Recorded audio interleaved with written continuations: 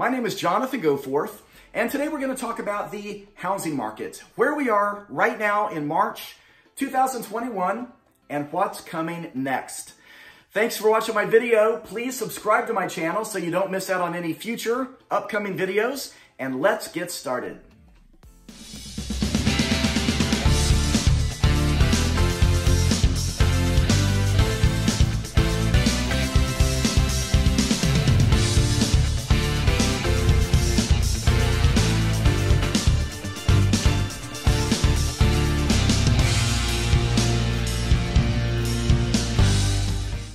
Let's jump right into this. Let's talk about the housing market right now, where we are in March 2021.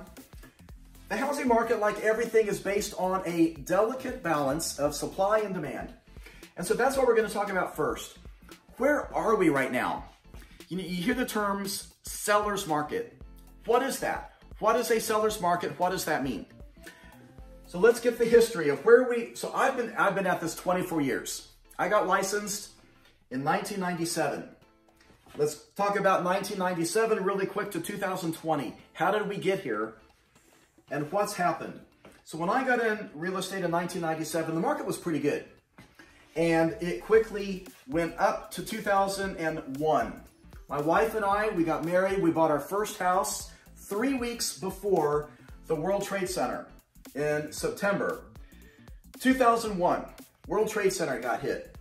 And instantly, there was fear and panic that the market would tank. And so quickly, the government responded and started lowering interest rates. Our interest rate back in 2001 was about 8.25%, which seems ridiculously high.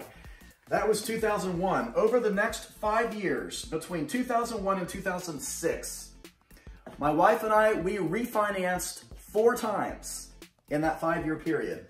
Then we sold our house in 2006. The market started climbing, and there was so much new construction in 2003, 4, 5, and 6. The market was thriving, and it peaked right there in 2006. When that happened, there was fear and panic getting ready for a housing market that had created its own bubble. And it did. The housing market, so we bought our dream house, which we still own.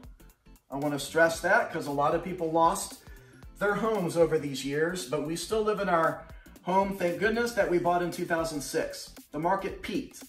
It quickly changed in 2007. 2008, 9, and 10, the market hit its bottom. Took 4 years to hit the bottom, and then it held there for a while. It was horrible. I stayed a real estate agent during the whole thing, and it was bad. Title companies went out of business. We had millions of people out of work in the country, hundreds of thousands of foreclosures at a time, and it took a long time to cycle through this. Now they say, the experts, whoever they are, they say a balanced market is 6 months of inventory. I don't know where they come up with that. I think a good balanced market is really about 4 or 5 months. But let's say 6 months, because that's what the experts say. That means 6 months of inventory should take 6 months to sell every single listing on the market at that moment.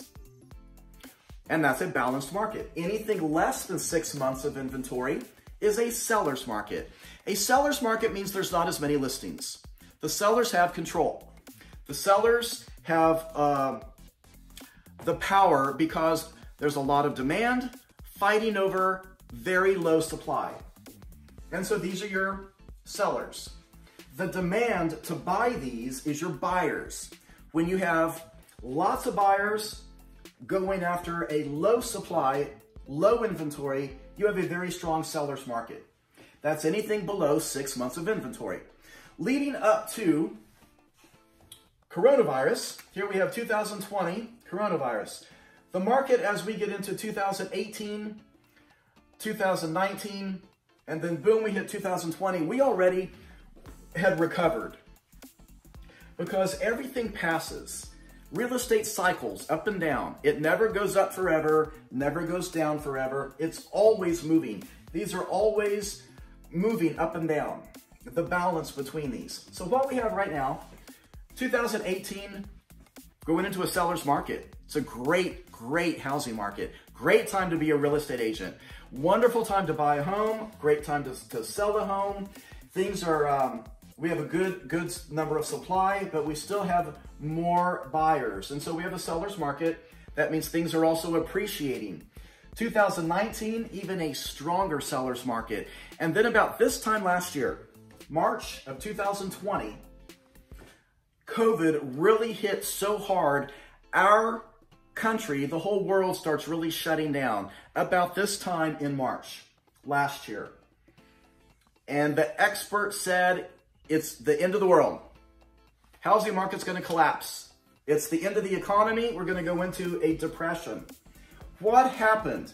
I want to remind us, you don't always want to listen to the experts because a lot of times they get it really wrong. They got it so wrong. Instead of what the experts predicted, the opposite happened. We went into the strongest seller's market ever in history, and we are in it right now. That means instead of the market collapsing, we had the government dropping interest rates. Now, we already have a seller's market going into COVID, but with so much uncertainty as to what's really going to happen, they lower interest rates.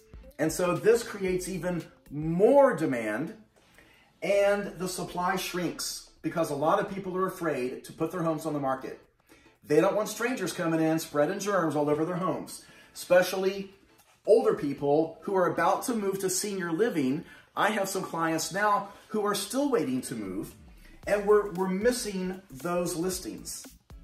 We have buyers for them. We just don't have them on the market. Can't sell them yet. And so what we have is an enormous amount of demand and even smaller supply than ever.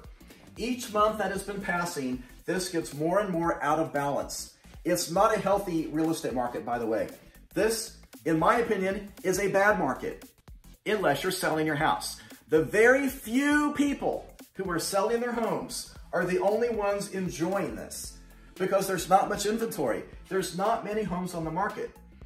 We've got thousands of buyers and only hundreds of listings. So what we have, houses sell in a day or two, lots of showings, lots and lots of showings in the first 24 hours, multiple offers on almost everything, except for the upper bracket. They're not enjoying this, but at least they're all selling. Most of them are selling, but the most of the price range is thriving because last week here in the Midwest, we dipped to a 0.8 months of inventory. That's 0.8. That's less than 1 month. Now, going into COVID, we were operating about 2 months of inventory, 2.5 months. It's gotten progressively smaller in supply. And now there's so many buyers, they are selling in hours on the market. Not 2 or 3 days, but a matter of hours. It's crazy. What we need are listings. I tell you all this because a lot of the experts are telling us, get ready for the housing market to just tank, collapse. There are millions of foreclosures coming and it's going to collapse. And I'm going to tell you, it is not going to collapse. There is no way the housing market is going to collapse. We're not going to go through this again. There are no indicators coming that tells us it's going to change that much. We need listings. And I'll tell you, if there are foreclosures coming, they're not coming anytime soon because you can't foreclose right now. 2 things that will affect foreclosures that were totally different than this when it was tanking. Lenders would foreclose back then. If you were behind, they would take your house. There were short sales and foreclosures like we've never seen before. Millions of people out of work. But now a lot of the people out of work who are behind many months have not been allowed to be foreclosed on, which is slowing down that panic. And so this time, a lot of the lenders, instead of foreclosing and making people get caught up, they're going to take all these missed payments. They're going to put them on the back of the loan. So you don't have to get caught up. If you can just make your next month payment, you can stay. And they will redo your loan and tack those on to the end of the loan. Now, lenders don't have to do this. Some lenders won't. but some lenders will. Some lenders are smart this time. They're not going to be seizing people's houses, because if they can make the next month, they might as well stay there and just put those months at the end. That's going to cut down on the number of foreclosures that they think are coming. Other big thing, we need listings. Whether they come from people just selling their homes or if they come in the form of foreclosures, we need listings. The market can handle a lot of listings, and we will still be in a seller's market. Most of the country, we need to get this back up to a 3 months of inventory. We desperately need that because there's nothing really for sale. So my advice, if you're thinking about selling your home, figure out where you can go. I have a lot of buyers or sellers right now who have sold their home, couldn't find a house yet, they are renting. They are buyers waiting for more supply. We'll get more supply. There are homes coming on the market all the time. You just have to fight to get them and probably overpay, maybe waive inspections, maybe waive the ability to do the appraisal. If you can do whatever you can do to get that house, I have other videos below. I'm gonna post one next week, how to win in multiple offers. Please subscribe to my channel, by the way, because I've got some great videos about to happen. Just click below, subscribe, because I want you to make sure you see my next week's video on how to win with multiple offers. Is the housing market about to collapse? No, it is not gonna collapse. I would love to see a lot more listings, whether they come on the market as foreclosures or however. This is so out of balance right now, we can handle it. Easily handle thousands of listings, and we will still be in a seller's market. Don't be afraid of the future. We're not even gonna see foreclosures anytime soon because banks can't foreclose right now. Thanks for watching my video. I hope you enjoyed this. If you're thinking about selling your house, call your favorite realtor. Get your house on the market quickly. It's gonna probably sell fast, and enjoy this fun, exciting seller's market. We're gonna be in the seller's market for a long time. So thanks for watching my video.